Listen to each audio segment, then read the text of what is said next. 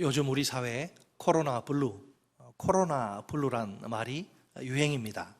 코로나와 우울증을 뜻하는 블루가 합쳐져서 새롭게 만들어진 단어입니다.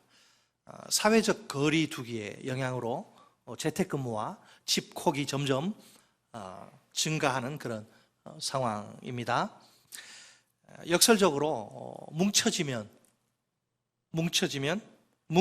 죽고, 역설적으로 뭉치면 죽고 흩어지면 사는 세상이 된 것이지요. 대부분의 사람들은 이 생소한 환경에 좀처럼 적응이 안 됩니다. 그러다 보니 답답함과 우울증을 호소하는 사람들이 갈수록 늘어납니다. 건강 문제에 좀 예민한 분들은 이런 고민, 걱정에 시달립니다. 혹시 내가 코로나19 바이러스에 감염된 것은 아닐까? 사랑하는 가족들에게 전염시키면 어떡하지?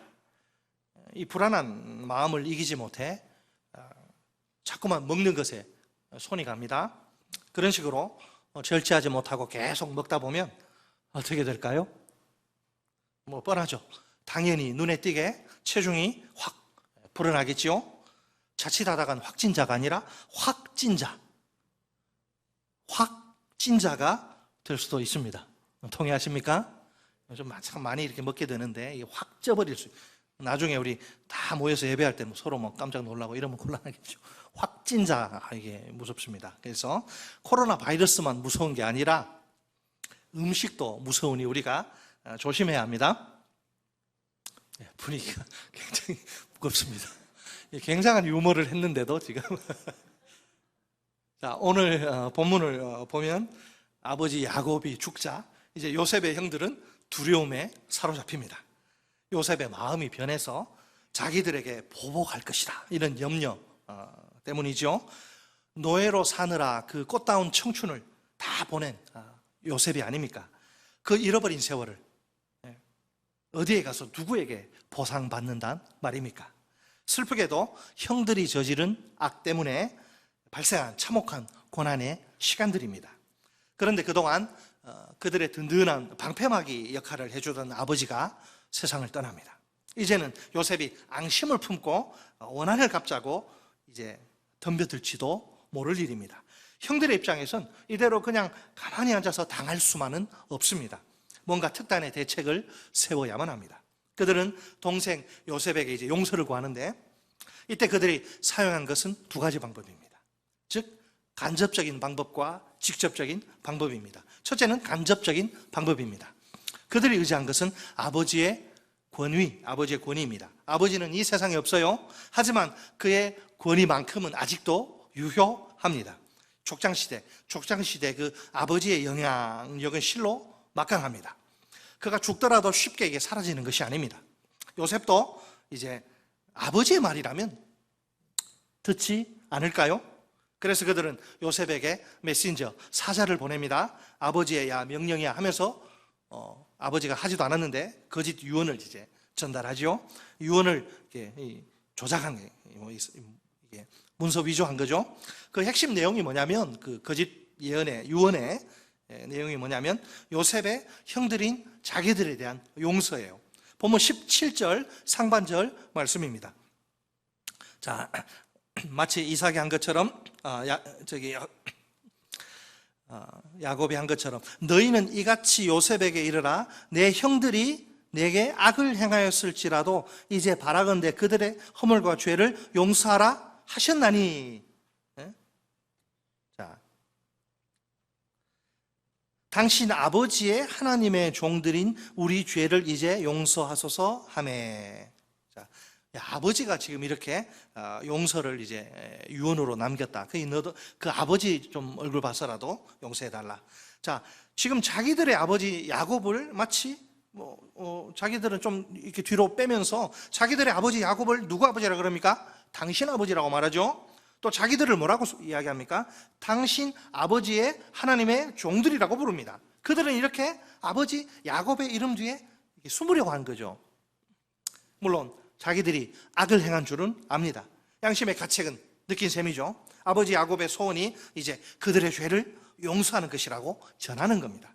그러니 아버지의 소원대로 자기들의 죄를 용서해달라고 합니다. 아버지의 얼굴을 체면을 봐서라도 용서해달라는 것이죠.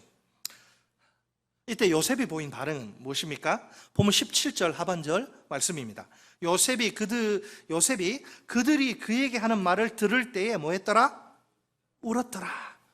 안타까움의 눈물이에요. 안타까움의 눈물. 아직도 자신의 진심을 알아주지 못하는 형들입니다. 과거의 그 죄에 대한 죄책감과 두려움에서 벗어나지 못한 형들입니다. 요셉의 가슴 속에서 측은지심, 불쌍히 여기는 측은지심이 막 불일 듯 일어납니다. 이미 요셉은 형들의 과거의 그 죄를 용서했어요. 창세기 45장 5절 말씀입니다. 당신들이 나를 이곳에 팔았다고 해서 근심하지 마소서, 한탄하지 마소서. 하나님이 생명을 구원하시려고 나를 당신들보다 먼저 보내셨나이다. 아멘. 형들이 요셉을 애굽의 노예로 팔아먹은 것은 사실입니다. 요셉의 입장에서는 아주 분통 터지고 우라통치미는 억울한 일이죠. 그러나 요셉은 이것이 하나님이 하신 일, 형들이 한 일이 아니고 하나님이 하신 일이라고 말합니다. 그것도 생명을 구원하시려는 하나님의 뜻을 이루시기 위해서 말입니다. 계속해서 창세기 45장 7절로 8절 말씀입니다. 하나님이 큰 구원으로 당신들의 생명을 보존하고 당신들의 후손을 세상에 두시려고 나를 당신들보다 먼저 보내셨나니 그런즉 나를 이리로 보낸 이는 당신들이 아니요 하나님이시라. 하나님이 나를 바로에게 아버지로 삼으시고 그 온 집의 주로 삼으시며 애굽 온 땅의 통치자로 삼으셨나이다. 아멘. 자, 그 말씀을 보면 계속 반복되는 단어가 하나 있습니다. 바로 하나님이란 단어예요. 하나님이 이렇게 되는 거죠. 자, 누가 뭐래도 요셉의 인생의 주인은 누구예요? 하나님이에요. 하나님. 그의 인생 가운데 일어난 모든 일을 보세요. 전부 다 하나님의 섭리의 결과입니다. 그러니까 하나님이 계획하시고 인도하신 인생이에요. 만약 그 형들에 대한 보복의 마음이 아직까지 요셉에게 살아있으면 어떨까요? 이렇게 말하겠죠? 하나님이가 아니고 형들 때문에. 그러나 벌써 형들을 용서한 요셉입니다. 안타깝게도 형들은 그 용서를 이제 진심으로 받아들이질 못하는 거죠. 아울러 요셉의 이 권면도 새겨듣지 않습니다. 이 모든 일이 기근 속에서 그 가족을 구원하시려는 하나님의 섭리의 결과이다. 이 말을 받아들이지 않습니다. 그들의 그 뿌리 깊은 죄책감이 그 원인이죠. 42장 21절 말씀입니다. 그들이 서로 말하되 우리가 아우의 일로 말미암아 범죄하였도다. 그가 우리에게 애걸할 때에 그 마음의 괴로움을 보고도 듣지 아니하였으므로 이 괴로움이 우리에게 임하도다. 아멘. 요셉과 피를 나눈 그 형제들이 아닙니까? 그들이 도대체 아우 요셉에게 무슨 짓을 한 겁니까? 요셉이 이제 형들에게 막 손발을 싹싹 빌죠. 제발 살려달라고 애걸복걸 하는 거예요. 그때 그들은 요셉의 마음의 괴로움을 알아차립니다. 그러나 그 마음의 소리를 듣진 않습니다. 애써 외면해버린 것이죠. 참으로 악하기 짝이 없는 못된 형들입니다. 그래도 최소한의 양심은 살아 있습니다. 그들 역시 하나님의 형상대로 지음받은 인간이기 때문입니다. 지금 그 양심이 그들의 죄를 사정없이 무자비하게 고발합니다. 도저히 견딜 수 없는 그런 끔찍한 고발이죠. 그러니까 여전히 깊은 죄책감에 짓눌려 있는 형들입니다. 간접적인 이 방법만으로는 안심이 되지 않습니다. 이 방법만 가지고 우리의 죄를 용서받을 수 있을까? 자신이 없는 거예요. 아무리 생각해봐도 이것 갖고는 약해요. 안 될 것 같습니다. 그래서 이번에는 직접적인 방법을 동원합니다. 그들이 전부 직접 요셉을 찾아간 것이죠. 본문 18절 말씀을 보세요. 그의 형들이 또 친히 와서 요셉의 앞에 엎드려 이르되 우리는 당신의 종들이니이다. 아멘. 두 번째, 이것은 여러분 두 번째 엎드림입니다. 첫 번째 엎드림과 비교할 때 아주 특별해요. 지금 44장 14절에 그들의 첫 번째 엎드림이 나옵니다. 유다와 그의 형제들이 요셉의 집에 이르니 요셉이 아직 그곳에 있는지라 그의 앞에서 땅에 엎드리니. 아멘. 그러니까 형들이 그때 첫 번째 엎드릴 때는 요셉의 정체를 아직 모르는 그런 상태입니다. 자신들의 저를 받는 동생이 요셉이 지금 동생이 요셉인지는 꿈에도 지금 생각하지 못한 거죠. 그런데 보면 18절에 엎드리면 다르죠.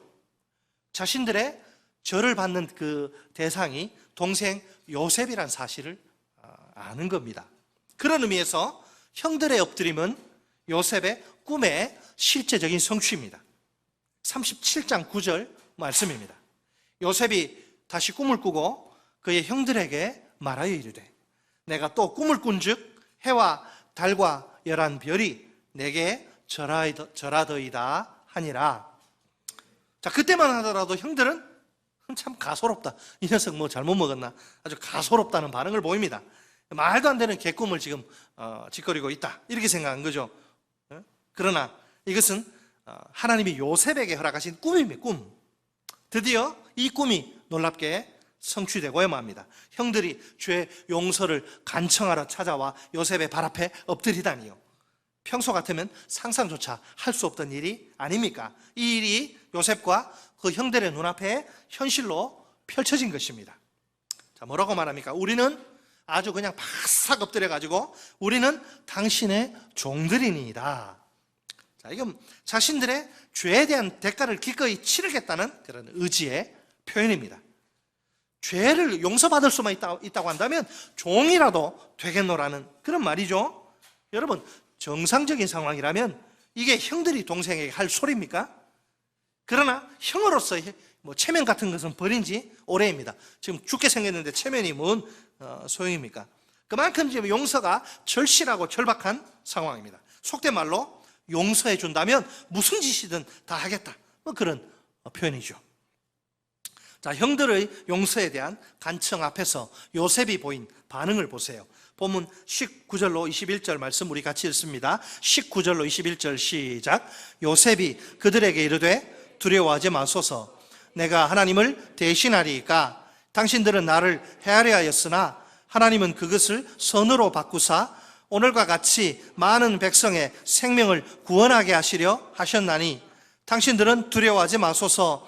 내가 당신들과 당신들의 자녀를 기르리이다 하고 그들을 간곡한 말로 위로하여더라. 아멘. 자, 두 번이나 똑같은 말을 합니다. 두려워하지 마소서. 당신들은 두려워하지 마소서. 형들의 뼛속 깊은 곳에까지 침투한 그 두려움을 본 요셉이죠. 그들의 이 두려움을 뿌리 뽑는 것이 급선무입니다. 그래서 먼저 요셉은 거듭 형들에게 두려워하지 말라, 이렇게 반복적으로 이야기합니다. 그런 다음 자기는 결코 하나님을 대신할 수 없다, 이렇게 말합니다.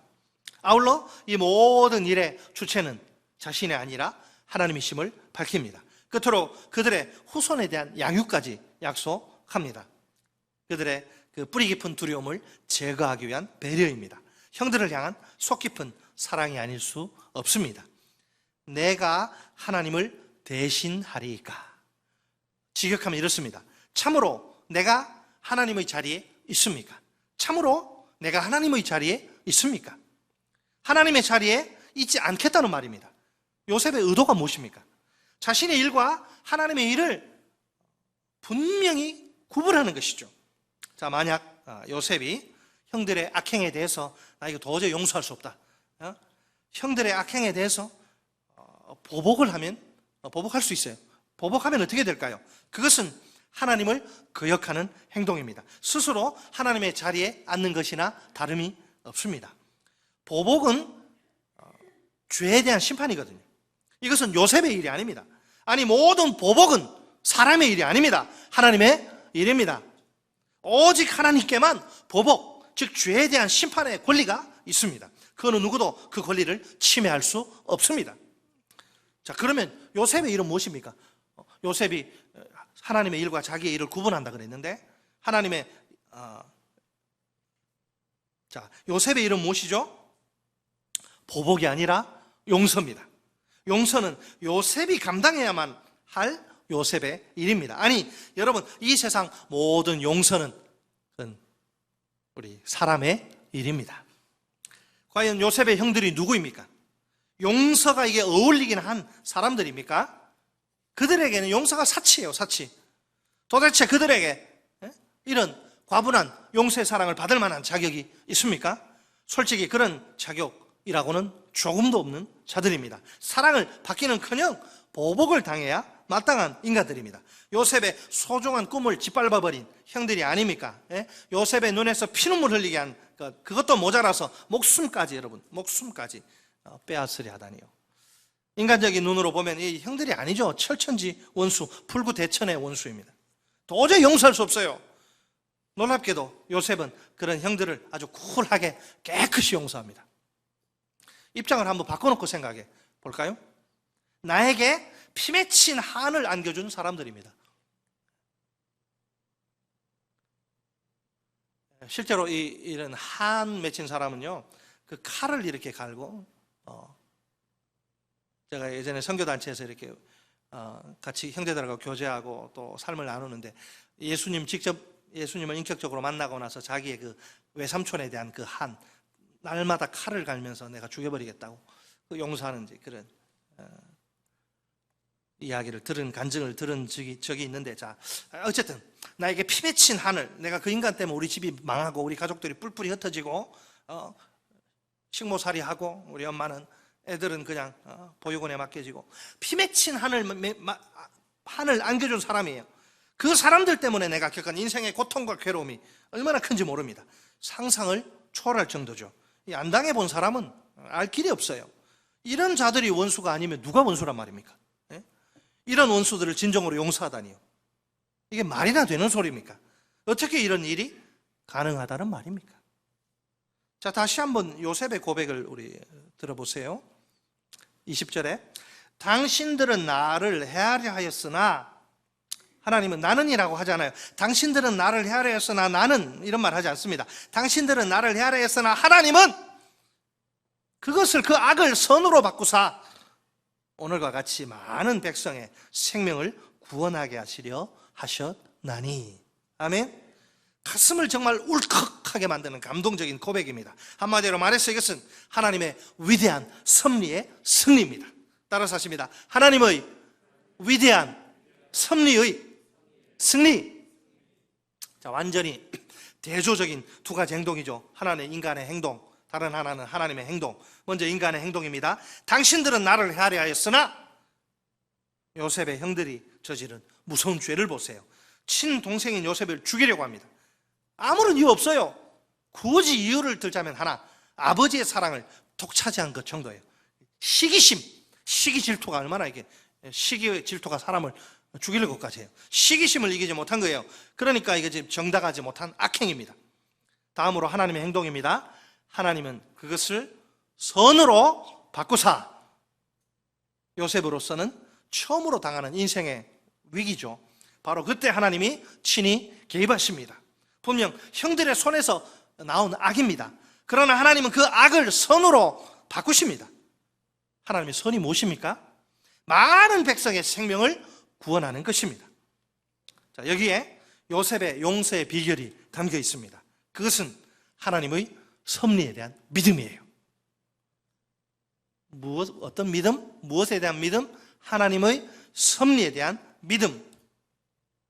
처음에는 도무지 이해되지 않던, 얼마나 분하고 억울해서 이를 갈았을까요? 처음에 요셉도 사람인데 처음부터 어떻게 하나님의 섭리가 이해가 됩니까? 처음에는 잠도 못 자고 도무지 이해되지 않던 애매한 고난, 아무리 생각해봐도 내가 형들에게 죽을 만한 죄를 진 적이 없거든. 요셉이 형들의 시기를 받아서 노예로 팔려가다니, 아무리 시기를 해도 어떻게 동생을 노예로 팔아먹습니까? 이게 제정신입니까? 아주 그냥. 어떻게 보면요, 요셉이 하나님을 향해서도 서운한 감정을 가질 수 있어요. 전능하신 하나님이 얼마든지 그 악행을 막으실 수 있지 않습니까? 그러나 하나님은 그 순간에 가만히 계세요. 형들이 요셉에게 악을 행하도록 그를 노예로 팔아먹도록 허용하십니다. 그래서 요셉은 낯선 타국 땅에 강제로 끌려갑니다. 노예로서 살아야만 합니다. 애초에 첫 단추가 잘못 끼워진 셈이죠.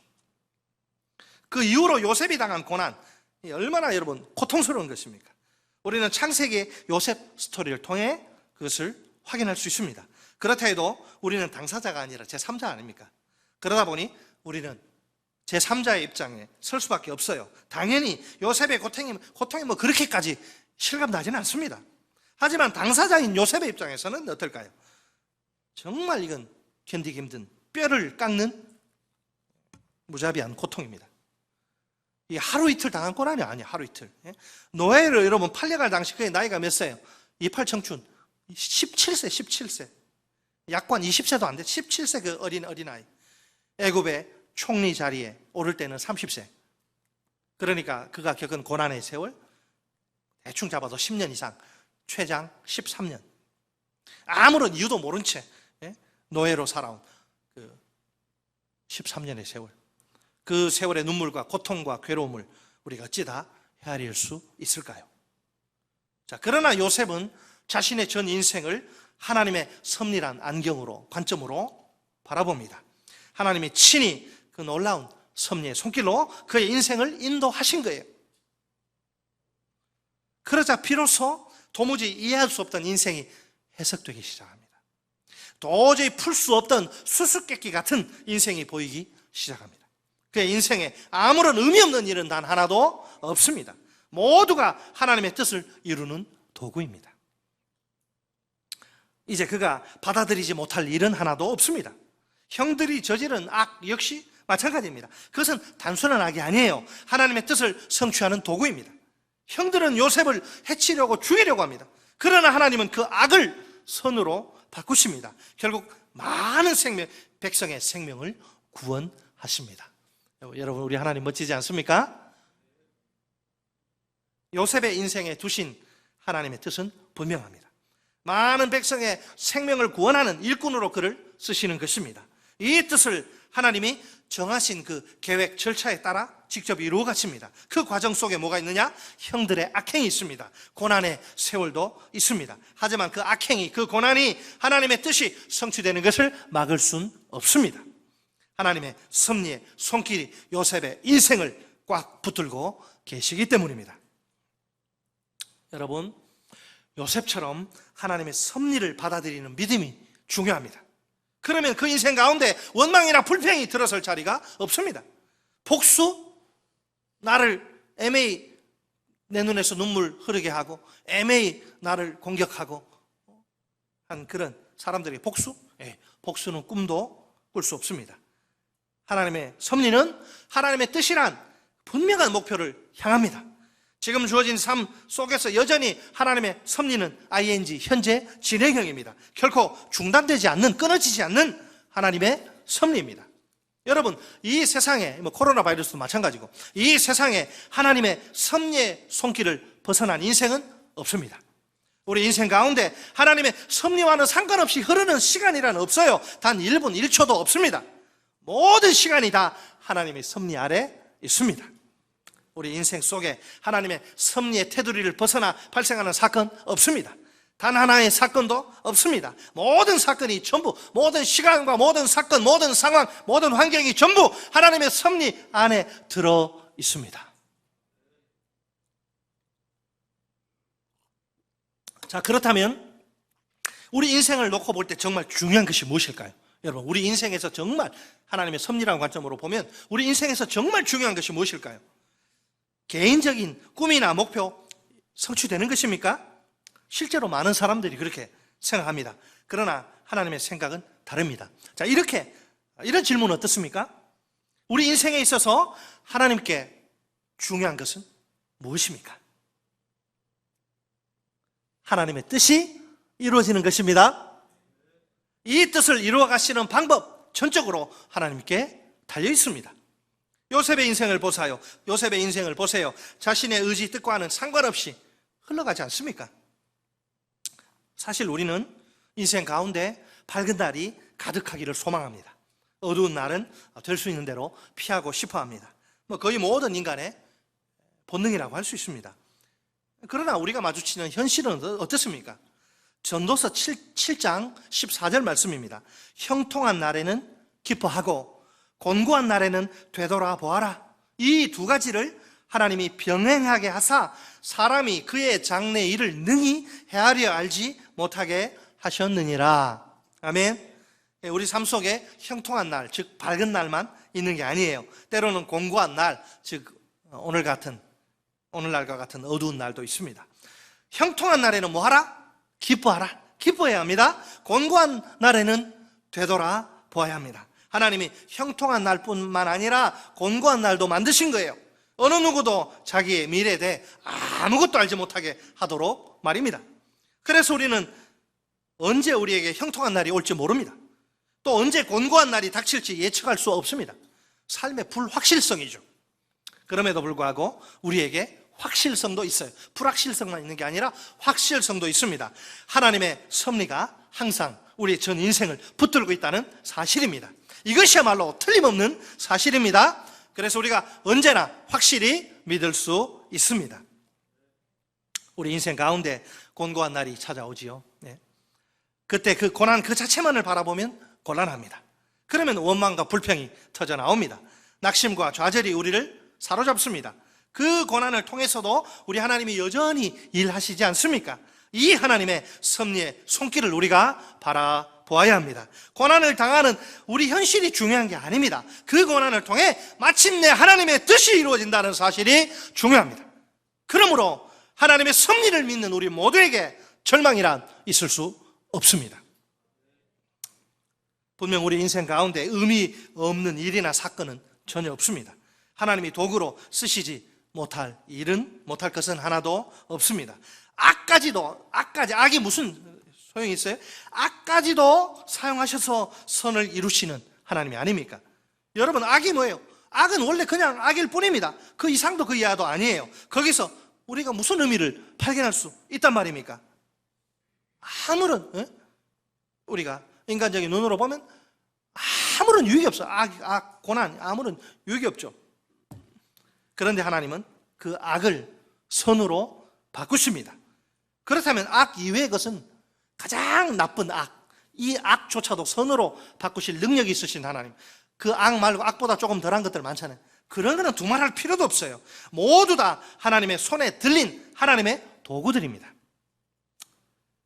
여러분, 사랑하는 여러분, 하나님의 뜻은 반드시 이루어지고야만 합니다.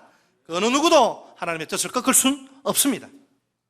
악을 도구로 쓰시는 하나님의 섭리를 보세요. 참으로 놀랍지 않습니까? 솔직히 이것이 이해가 됩니까? 어떻게 이해가 됩니까? 왜 하필 악이란 말입니까? 왜 하필 악이란 말입니까? 다른 좋은 것도 얼마든지 있지 않습니까? 악은 버려야 할 나쁜 것이 아닙니까? 악에서 무슨 선한 결과를 기대할 수 있단 말입니까? 물론 하나님이 그 악만 도구로 사용하시는 것은 아닙니다. 다른 많은 것들도 쓰시지요. 정확히 말하자면 악까지도 도구로 사용하신다는 것입니다. 우리가 이해할 수 없는 하나님의 신비입니다. 그렇다면 우리 인생에 버릴 것은 하나도 없습니다. 하나님이 도구로 쓰시지 못할 것은 아예 없습니다. 사도 바울의 저 유명한 고백이 있지요. 우리 오늘 본문은 책을 펴놓으시고 로마서 8장 우리 가보겠습니다. 신약성경 로마서 8장. 우리 자택에서 예배하시는 분들 복장 단정하게 하신 줄 믿습니다. 잠옷 추리닝 이런 거 안 돼요. 단정한 복장으로. 저는 지금 볼 수 없지만 잠옷 추리닝 이런 거 안 돼요. 정장으로 또 평소 주일날 우리 예배당에 나오는 것처럼. 자, 로마서 8장. 지금 몇 분이 웃으셨어요, 금방. 로마서 8장 28절. 신약성경 250쪽. 로마서 8장 28절 말씀 우리 믿음의 고백으로 함께 읽습니다. 28절 시작. 우리가 알거니와 하나님을 사랑하는 자 곧 그의 뜻대로 부르심을 입은 자들에게는 모든 것이 합력하여 선을 이루느니라. 아멘. 우리가 알거니와 이 완료형 동사 확신을 강조하는데 우리는 알았다는 거예요. 우리가 뭘 알았어요? 우리가 아는 것이 무엇입니까? 한마디로 말해서 하나님의 섭리. 그 뒤에 아는 내용이 하나님의 섭리. 자, 여러분, 존 스토트가 하나님의 섭리에 대해서 아주 중요한 통찰을 제공했는데, 자, 5가지를 소개합니다. 하나님의 섭리에 대한 중요한 진리. 첫째로, 우리는 우리의 삶 속에서 하나님이 일을 이루신다는 것을 안다. 그분은 끊임없이 정열적으로 그리고 목적을 가지고 하나님을 사랑하는 자들을 위해 활동하신다. 하신다. 둘째로, 하나님은 자신의 백성들의 선을 이루시기 위해 역사하신다. 그분 자신이 전적으로 선하심으로 그분의 역사는 모두 그분의 선하심의 표현이며 그분의 백성들의 선을 증진시키기 위해 계획된 것이다. 더구나 그분이 섭리로서 우리를 다루시는 목표인 선은 우리의 궁극적인 복지, 즉 우리의 최종적인 구원이다.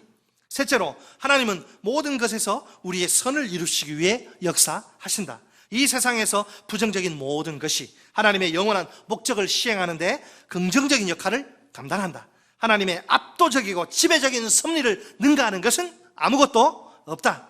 여러분 멋지지 않습니까? 아무나 못하는 말입니다. 저 같은 사람은 죽었다 깨어나도 못하는 말. 하나님의 압도적이고 지배적인 섭리를 능가하는 것은 아무것도 없다. 넷째로, 하나님은 모든 것에서 하나님을 사랑하는 자들의 선을 이루신다. 하나님의 목적인 선이 우리의 완성된 구원이라면 그 수혜자는 하나님을 사랑하는 자로 묘사되어 있는 그분의 백성들이다. 다섯째로, 하나님을 사랑하는 자들은 또한 그 뜻대로 부르심을 입은 자들이다. 하나님은 구원의 목적을 가지고 계시며 그에 따라 역사하신다. 인생은 때때로 보이는 것처럼 통일성 없는 혼란이 아니다. 멋지지 않습니까? 너무나 멋져서 함께 꼭 나누고 싶어서 우리 존 스토트의 하나님의 섭리에 관한 통찰들을 나눴습니다. 여러분, 여기에 모인 우리가 또 자택에 지금 단정한 복장으로 예배하는 우리 누굽니까? 사도 바울이 우리를 가리켜서, 여러분 누가 뭐래도 우리는 하나님을 사랑하는 자입니다. 그렇죠? 이 코로나 바이러스의 위험한 상황에서도 어쨌든 우리 모여서 하나님을 예배하는데 우리는 하나님을 사랑하는 자, 또한 하나님의 뜻대로 부르심을 입은 자들입니다. 우리 하나님은 우리를 위해 지금도 일하십니다. 어떻게? 모든 것이 합력해서 선이 되도록 말입니다. 우리가 이 말씀을 오해해서는 곤란합니다. 그냥 모든 것이 저절로 알아서 선이 된다, 그 말은 결코 아닙니다. 하나님이 일하심으로 말미암아 그 결과 모든 것이 합력해서 선으로 선이 된다는 이야기입니다. 그러니까 선은 하나님의 섭리의 결과입니다. 사랑하는 성도 여러분, 우리 소중한 일상을 여지없이 무너뜨린 코로나19 바이러스 사태가 아닙니까? 이 사태가 우리에게 엄청난 고통과 괴로움과 슬픔을 강요하는 중입니다. 그러나 우리 하나님이 지금도 우리를 위해 친히 일하십니다. 따라서 우리는 넉넉히 이 고난을 극복할 수 있습니다. 우리 하나님은 우리 인생의 모든 고난들이 합력해서 선이 되도록 일하십니다. 결국은 우리 인생을 향한 하나님의 뜻이 성취되고야 말 것입니다. 앞으로 우리 인생 가운데 또 어떤 역경과 고난이 찾아올지 모릅니다. 그럴지라도 우리는 괜찮습니다. 낙심하거나 괴로워할 필요가 없습니다. 좌절하거나 절망할 이유는 더더욱 없습니다. 우리는 하나님의 섭리의 손길에 완전하고도 확실하게 붙들린 인생들입니다. 우리 모두 이 하나님의 섭리의 손길을 신뢰합시다. 어떤 경우에라도 실패가 없는 하나님의 위대한 섭리입니다. 하나님은 우리의 전 인생을 섭리하십니다. 악을 선으로 바꾸셔서라도 우리를 향한 하나님의 뜻을 이루십니다. 이 하나님의 복된 섭리에 인생을 맡기는 것이 참된 지혜입니다.